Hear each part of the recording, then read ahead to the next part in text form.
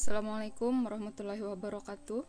Saya akan menyampaikan materi tentang kurikulum yang berlaku di SMA Negeri 10 Banjarmasin tahun pelajaran 2021-2022. Perkenalkan, nama saya Siti Fatimah SPD. Saya selaku Wakasek Kurikulum di SMA Negeri 10 Banjarmasin.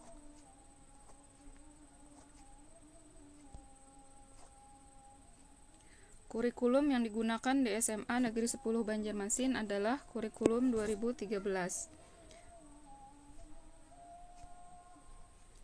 Di dalam kurikulum 2013 ada dua mata pelajaran, yaitu mata pelajaran umum dan mata pelajaran peminatan.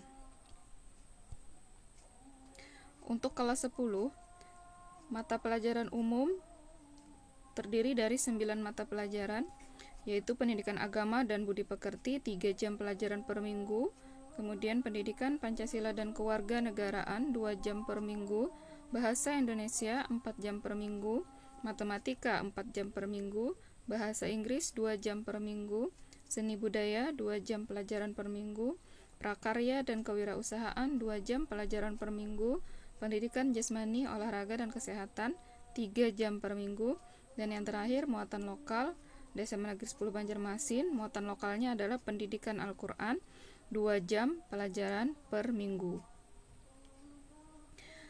Yang ditampilkan di sini adalah mata pelajaran atau jadwal jam pelajaran pada kondisi normal. Jadi bukan pada masa pandemi yang sekarang ini terjadi.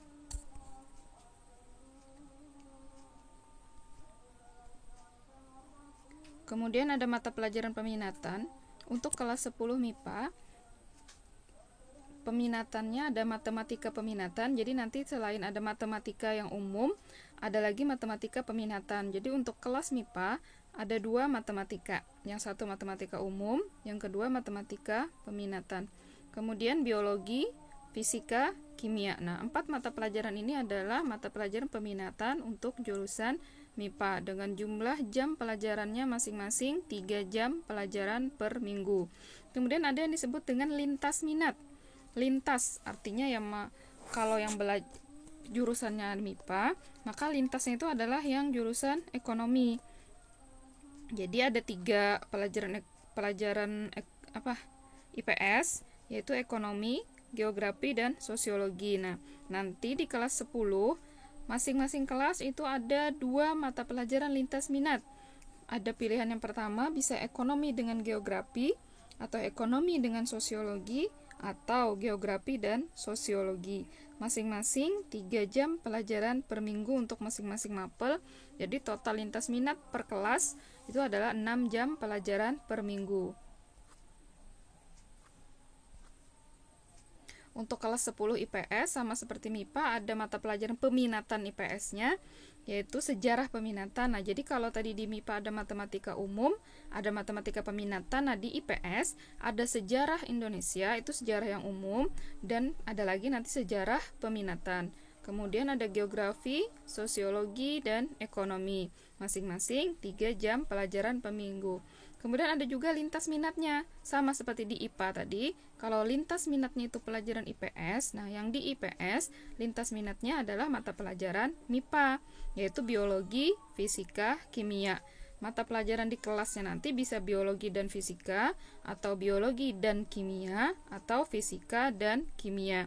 Jadi meskipun di MIPA tetap akan belajar IPS, dan di IPS juga tetap akan belajar MIPA, mata pelajaran jurusan MIPA. Masing-masing jam pelajaran untuk lintas minat 3 jam pelajaran per minggu untuk masing-masing mapel. Jadi total 6 jam pelajaran per minggu untuk lintas minat. Total jumlah jamnya atau beban belajarnya, mata pelajaran umum tadi 24 jam pelajaran, kemudian yang peminatannya 12 jam pelajaran, lintas minatnya 6 jam pelajaran, kemudian di sini ada bimbingan TIK, nah 1 jam pelajaran. Bimbingan konseling ada 1 jam pelajaran juga, jadi total keseluruhannya 46 jam pelajaran. Lama belajar untuk setiap pelajaran 45 menit. Sekali lagi ini adalah dalam kondisi normal. tidak dalam kondisi darurat COVID-19. Kemudian ada mekanisme penilaian. Ada 3 aspek penilaian, yaitu sikap, pengetahuan, dan keterampilan. Sikap itu akan diobservasi atau pengamatan oleh wali kelas atau guru kelas, guru mata pelajaran maksudnya di sini.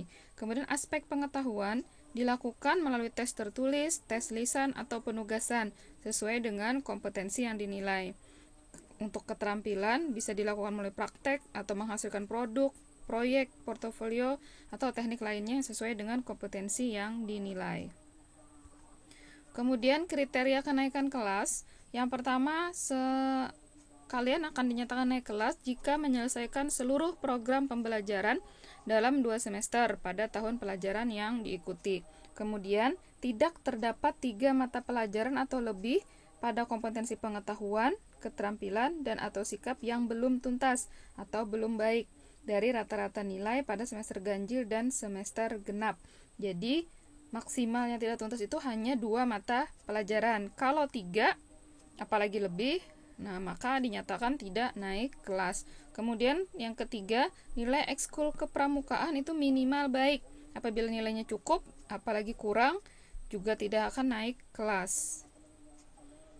Demikian yang bisa Ibu sampaikan untuk materi kurikulum. Terima kasih atas perhatiannya. Jangan lupa soal-soalnya dijawab. Wassalamualaikum warahmatullahi wabarakatuh.